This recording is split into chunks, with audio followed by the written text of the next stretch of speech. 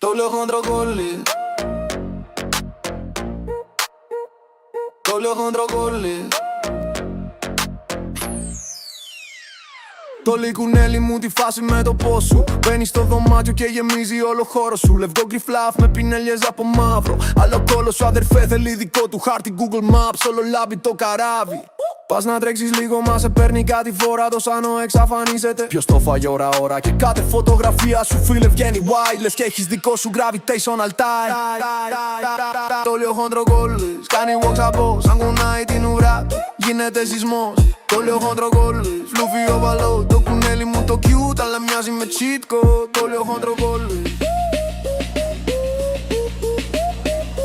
Το λέω χοντροκόλλης. Το λέω χοντροκόλλη. Το λέω χοντροκόλλη.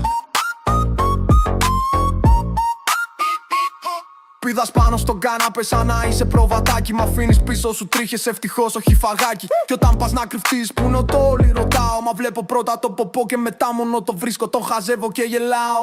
Δεν είσαι pet, είσαι lifestyle. Σαν μεν που ζωντάνεψε σε real life file. Και ναι, σε ροστάρω μα βαθιά το ξέρεις κι εσύ. Είσαι το πιο cute που είναι οι δυο μου στη γη. Το λέω χοντροκόλλης. Κάνει WhatsApp, σε μουνάει την ουρά. Γίνεται σεισμός. Το λέω χοντροκόλλης. Φλούφι οβαλό. Το κουνέλι μου το cute αλλά μοιάζει με cheat code. Το λέω χοντροκόλλης. Το λέω χοντροκόλλης. Το λέω χοντροκόλλη.